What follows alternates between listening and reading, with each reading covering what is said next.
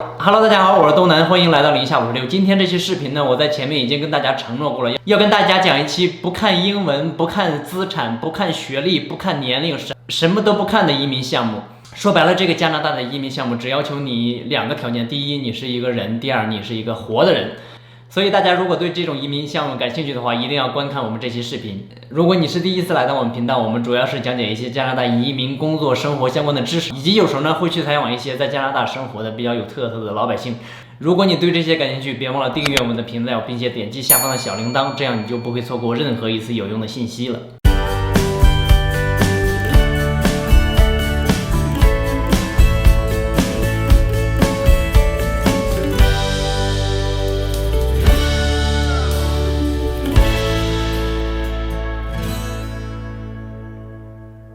还是像以前我跟大家说过的那样，我们频道呢准备要抽一次奖，或者是说呢做一些有奖的征集，这个我还没太想好具体是做什么。可能有的观众说抽奖更公平一些，我觉得也是这样。但是呢，也有一些非常有意思的观众，其实他们的故事是非常的值得人品味的。所以我还真的具体没想好，具体是抽奖呢，还是说召集一些故事，然后在这些有故事的人中，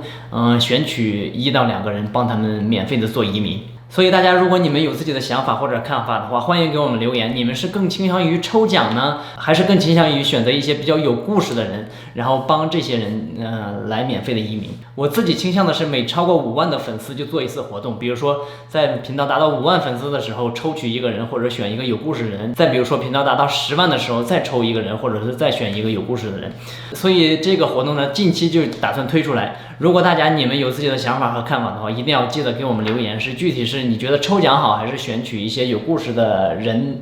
来做这个免费的移民好。今天外面的天气不错，所以我们一会儿出去开车兜风，顺便跟大家讲一讲这2种不需要任何的学历、英文、资产还有岁数的移民项目。OK， 话不多说，第一种类似的移民项目呢，就是叫做政治避难，或者是说呢是难民申请的一个移民的项目。在特朗普上台以后呢，他发了一个声明，就是说我们美国不欢迎难民，或者是说不想要更多的难民进入我们国家，对我们的国家造成恐慌呀，或者是说一些安全性的问题。在特朗普发出这个推特之后，2017年的1月28号，加拿大的总理 Justin Trudeau 就立刻发了一个推特说，我们加拿大是欢迎难民的，不管你是因为自己国家有战争啊，还是因为有任何政治的问题啊，我们加拿大都敞开胸膛欢迎你来。然后这个推特一发不要紧，所有在美国黑着的，或者是说没有这个前途能拿到难民的人，全部都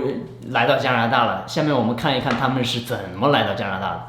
Roxham Road, just a pretty country corner in upstate New York. But around the world, it's infamous. Not a dead end, but a well-traveled path for migrants. 50,000 have come this way in 2 years, headed for Canada. Taxis bring them one after another from the bus or the train or the Plattsburgh airport. This past summer, about 60 a day, still down from the peak in 2017. So if you cross here, you will be arrested by the police. Do you understand? Yeah. Okay, and I'm not gonna invite you to come in. It's your decision, okay? Decision made, there's no turning back. One moment. Now you are in Canada, okay? You're under arrest for illegal entry to Canada. Do you understand? It is technically illegal to cross the border here, but once in Canada, it is legal to apply for asylum, and that's why they're here. A Nigerian woman dropped off by taxi is following a sibling. She was alone. Her brother's already here. Oh. Did you take him as well? Yes. When does that happen? That was 2 months ago. This is not illegal port of entry. This is an illegal point. This is not a way to come in. Yes, we know. Are you aware that the very minute you cross this border, your status in the United States is nullified? Yes. How did you find out about this I got to see on the TV. Yes, and I went to Google. I went to search Google, and I figured out this is what everybody's doing. That Canada has a future for the children, for everybody. So that's why I want to give it a chance. It is a risk. I understand that. I want to take the risk because I know there's a future here for me and the baby. Why don't you stay in the United States? Because Donald Trump don't want me to stay in the United States. Because I believe Canada has better offer than United States can offer me. Do you think Canada will let you stay? Yes, they will Why let do me you stay. think that? Because I'm not going back. They don't have a choice than to let me stay. That's why. How long have you been in America? Close to a year now. There's no job. Do you have legal papers to stay in I America? don't have legal paper. I don't have legal paper. I left Nigeria with frustration. We need home. You need a home. Our children need to go to school. In Africa, those children, they don't want them to go to school. Do you think you'll be able to stay in Canada? I can work. I can work. I'm an African woman. If I see job, I will do it. I want to take care of my children. I want better life for children. Steps from Canada. These migrants are powerless. They will be arrested. If they are refused status in Canada, they won't get back to America. They'll be sent home to the countries they left. 可能看了这个视频片段，好多人有这个疑问：为什么这些人不通过官方的渠道进入加拿大，而是通过非法的渠道进入加拿大呢？这里其实涉及到一个加拿大和美国签署的一个协议，这个协议就叫 Safe Third Country Agreement。这个协议规定呢，如果你已经人在加拿大或者美国，你如果想申请难民的方式呢，你必须在第一个落地的所在国去申请难民。如果你先进入的美国，那你进入加拿大以后，你就不可以申请难民了。相反来说也是一样的，比如说你先进入加拿大，你在加拿大没申请难民，你后来又去了美国，你在美国也是不可以申请难民的。但是这个协议有一个什么漏洞呢？是说通过官方的渠道进入，从美国进入加拿大，或者从加拿大进入美国，也就是说你通过正经的护照进入是不可以申请难民的。但是呢，如果你非法的进入是可以申请难民的。所以这就是为什么这么多的人在美国他不通过正经的方式去进入加拿大，而采取非法的一个方式来进入加拿大，因为只有这样他们才可以在加拿大境内申请难民。因为美国的难民政策不好，可能特朗普不想让他们留在美国，所以他们没有办法，只能来加拿大申请难民。当然不排除这些进入加拿大的人有很多的人是真正的难民，他们真正需要政治的避难，或者是说一些难民的帮助。但是也有很多的人是拿加拿大总理的这段话，把移民的申请或者是难民的庇护当做一个加拿大移民一个比较好的一个跳板，然后通过这种方式呢申请来到加拿大。所以大多数人对加拿大总理发的那个推特是有误解的，也就是说有误读的，这就导致这个难民申请的人数有一个火箭式的速度的一个增长。从2011年到2016年，难民的申请总数5年之中才有2万多个人，但是当2017年加拿大总理发了这个推特以后呢，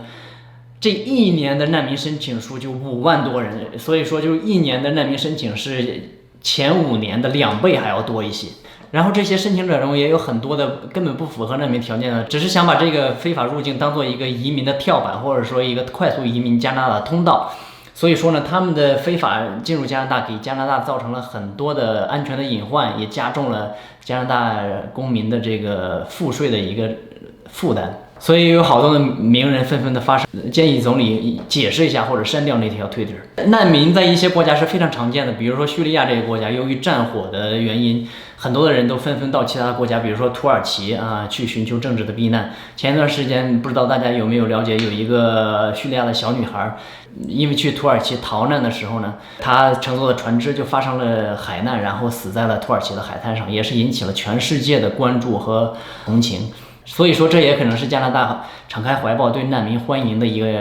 主要原因。申请难民已经不是一个罕见的例子了，比如说在中国大陆有一个电视剧叫《别了温哥华》，里面的女主角呢就是通过旅游来到加拿大，在温哥华刚一登陆就立刻脱团，然后申请黑下来走难民或者其他道路移民加拿大，这样一个电视剧。还有一个非常非常出名的电影是 Tom Hanks 演的，叫 The Terminal，讲的也是非洲一个小国，在这个男主角乘坐飞机去美国的途中，发生了政变，所以说他到美国的一瞬间，护照就失效了，所以他就不可能踏上美国领土，他已经属于没有护照的人了。然后呢，他也不能回到自己的国家，因为他的护照也失效了，所以就很不幸的只能留在美国纽约的这个肯尼迪机场，又不能出机场，又不能回国，因为他没有护照。所以对这机场造成了很大的麻烦。然后机场的管理者就给他出了一个主意，说如果你说害怕回自己的祖国，你就可以申请难民，然后你就可以入境美国了。但是汤姆汉克斯扮演的这个男主角还挺倔，他说我不害怕回自己的祖国，所以我也不想申请难民，就一直待在这个肯尼迪机场里好多的年。这是根据真实的事件改编的一个电影。加拿大对于难民的接收呢，完全是出于人道主义考虑的，因为加拿大奉行的是所有的人都是平等的，都有权利享受一切其他人享受的东西。所以呢，加拿大对于难民是抱着同情的态度或者是人道主义的态度才接收他们的。下面我们就来讲一讲，如果你想申请难民的话，你需要怎么办？申请难民呢，一般有2种方式。第一种呢，就是在网上提交申请，不论你在世界的任何地方，你都可以在网上的提交申请。第2种方式呢，就是说你在入境加拿大的时候，不论你是通过飞机或者是轮船或者是说车来到加拿大的，你都可以在入境的一瞬间，然后提交这个难民的申请，也可以在你入境加拿大以后，你比如说待了1个月、2个月，然后你再提出这个难民的申请，都是可以的。其中在加拿大境内申请难民的这个方式，远远的多于在加拿大境外申请难民的方式。申请加拿大的难民一般要求你没有重大的犯罪历史。这里我也稍微扩展的讲解一下，比如有好多的观众问我有过犯罪历史还可以申请加拿大移民吗？这个其实完全取决于给你做移民的那个移民官，比如说你有一些小偷小摸这种犯罪历史，过了好多年了，然后你来申请加拿大移民，可能移民官觉得你这个第一呢犯罪性质轻微，第二呢已经过了这么多年了，然后你如果能说服他你不再进行类似的犯罪，这个一般来说是没有太大的问题的。但是如果你有一些比较恶性的犯罪，比如说抢劫、强奸、杀人等等犯罪，虽然你出了监狱，然后服刑也服完了，但是当你提交你的移民 case 给移民官的时候，可能你说服他就比较难，因为你犯的罪是相对来说比较严重的一些罪行，但是也不是完全没有可能，只是几率相对来说非常小而已。然后第2个要求呢，就是说你没有难民申请的拒绝史，比如说你原来申请过加拿大的难民被拒绝了，你再次申请一般来说是不被接收的。理论上呢，任何人都是有权利递交加拿大移民的申请，但是呢，你一定要说服移民官你是因为什么来递交加拿大难民的这样一个申请。加拿大的官网呢给出了一些例子，我们其实可以看出一些端倪啊。申请难民主要可能有以下几个理由，比如说你因为你自己的种族，因为你自己的宗教信仰，因为你自己的政治取向，因为你自己的国籍或者民族，再有一个呢就是因为你自己的性取向等等等等原因而受到自己国家所在的一些比如说折磨呀，或者是说惩罚呀，或者说有威胁到生命这种可能性啊，比如说你的国家正在战乱，可能会威胁到你的生命，这样你就可以申请难民。或者说你因为自己的一些宗教信仰呀、政治的一些取向呀，受到国家或者个人的一些歧视呀、打压呀等等，这些一般来说都是符合条件可以申请难民的。这个群体呢有很多，我们这里呢拿性取向这个群体来做一个例子，比如说加拿大有一个官方的定义给这些性取向不同的群体，这个群体呢就叫做 LGBTQ2， 其中每个字母呢代表一个大的群体，比如说 L 就代表 lesbian， 也就是说女的同性恋， G 呢就代表是 gay， 也就是说男的同性恋，然后还有比如说变性的呀，或者是说你自己认不清自己的性取向，你有时候觉得自己是男的，有时候觉得自己是女的，等等等等，反正只要你能想象到的性取向群体在这个里面都有包括。我不知道其他的国家，但是加拿大在你填 ID 的时候，你可以填自己是男性，可以填自己是女性，还有一个选择就是 X， 也就是说你自己弄不清自己是男性还是女性，然后你可以找医生说一下自己的这个想法，然后如果医生给你有证明的话，确实你认不清，然后你可以在自己的 ID 上写一个 X，然后这样的话你既可以去男厕所也可以去女厕所，你都是合法的。加拿大是这样一个国家，非常非常的保护这些性取向不同的群体，可能在政府工作的朋友都知道，政府非常频繁的会发出一些怎么样支持这些性取向不同的群体，怎么样帮助他们等等等等。然后加拿大各地比较大的城市也经常有这些同性恋的人或者说性取向不一样的人举行的游行，然后他们也非常骄傲自己跟别人不一样等等。但是呢，不是所有的国家都是这样的。如果你所在的国家是歧视同性恋的，或者说歧视变性人的，或者说你在你自己的国家觉得你会受到一些折磨呀、惩罚呀等等，你是可以通过这个来申请加拿大的难民的，这是没问题的。OK， 不管你是哪个群体，如果你在加拿大申请了难民以后呢，加拿大的政府会立刻给你建一个档案，然后呢会根据你提交的材料来审理你这个难民的 case。一般的审理期限呢，在官方给的是23个月，其实一般都在3年以上，因为你要补交材料啊，还等等其他的时间会拖延一些。然后在这个期限到达以后呢，会有一个听证会。听证会上就会决定会拒绝你的申请还是接受你的申请。如果接受你的申请，那么下一步你就可以直接申请加拿大的永久居民了。如果你的难民申请在听证会被拒绝的话，你还有一个上诉到最高法院来重新申请你这个难民申请的一个权利。上诉到最高法院以后呢，还会有一个审理，这个期限呢，一般也在1年或者2年等等。所以说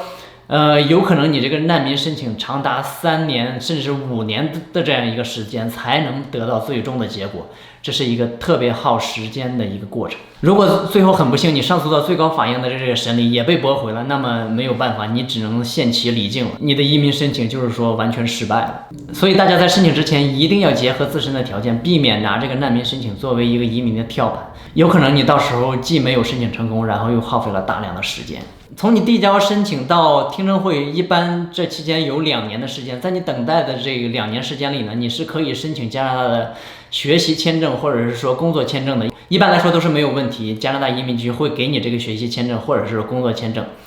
然后这里大家可能要问了，即使我这个难民申请不成功的，我可不可以利用我工作签证期间得到的工作经验来将来申请加拿大的移民呢？加拿大的官方有非常明确的规定，也就是说你在等待难民期间得到的工作经验是不可以用来申请加拿大的永久居民这个身份的。所以说如果大家有这种小算盘说，即使我难民申请不成功，我还有2年的加拿大工作经验呢，这种小算盘千万不要打，因为他这个工作经验是不被计算在内的。OK， 讲完难民，还有第2个什么都不要求的一种移民方式，就叫做家庭团聚移民。也就是说，你有亲戚在加拿大，尤其是呢你的另一半在加拿大，比如说你的男朋友在加拿大，你的女朋友在加拿大，或者是说你未来的男朋友在加拿大，你未来的女朋友在加拿大。所以说观众朋友里，如果你们有单身的朋友呢，可以了解一下这个移民的方式。其实在加拿大有很多的剩男剩女，他们因为种种原因剩下来了，然后在自己身边的人中呢是不太容易找到对象的。其中我身边就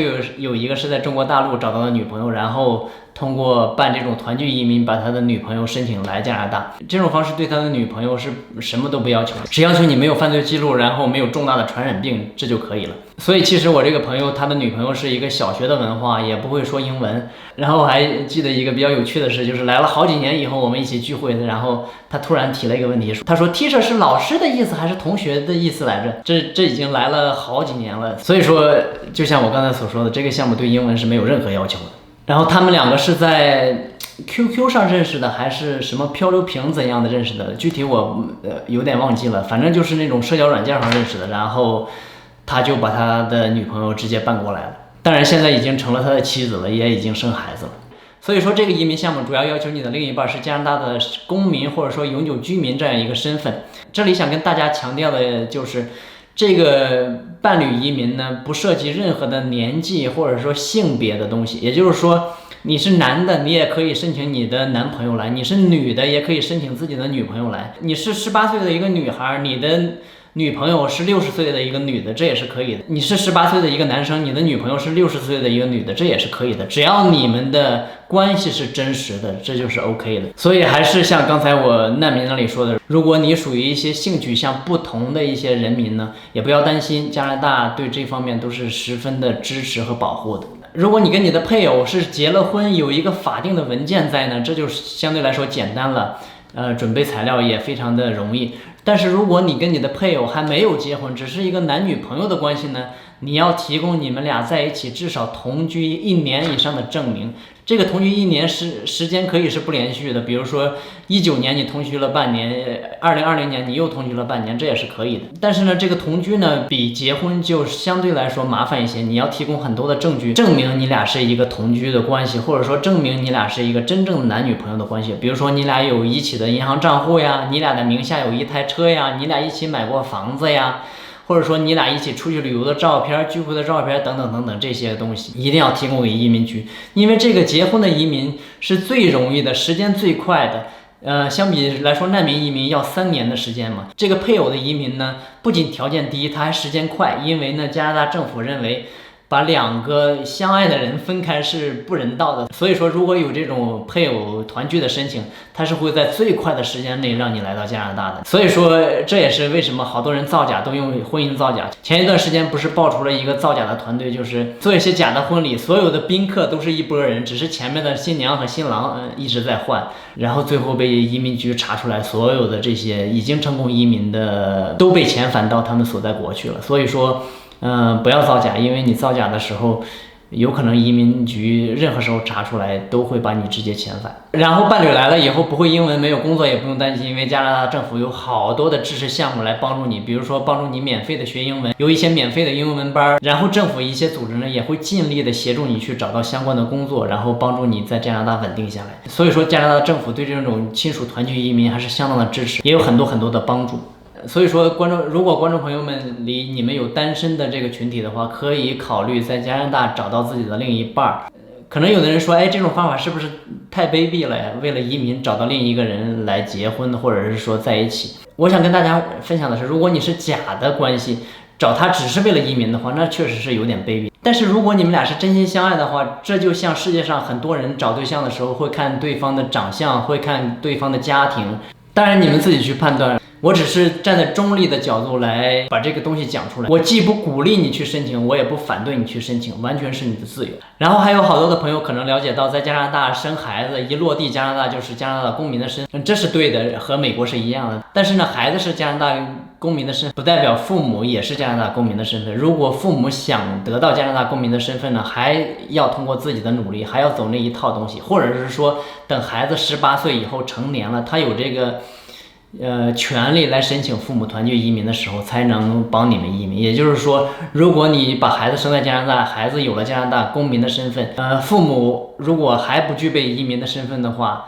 那需要等至少18年才能得到加拿大移民的身份。OK， 以上基本上就是今天的内容了。如果大家对难民申请和伴侣移民有任何疑问或者看法的话，欢迎给我们留言，我们也会及时的回复大家。接下来2期呢，我们可能会采访2个在加拿大生活的人，他们正在寻求移民的过程中，或者说已经得到了移民，我们看看在他们身上能不能吸取一些经验，或者说获得一些知识。如果是大家是第一次来到我们频道，一定别忘了点击这个白色的 logo 订阅，这样你就不会错过任何我们频道的更新了。还是那句话，我把这些东西讲出来，我持一个中立的观点，具体你想申请或者是不想申请，完全由你自己决定。但是呢，我特别反对造假，所以说如果你不符合条件的话，千万不要造假。因为不是只有这2个移民项目才能移民成功，你也还可以走其他的途径，比如说努力的学英文，努力的获得工作经验。还是那句话，只要你努力，你的移民一定会成功的。我们下期见，拜拜。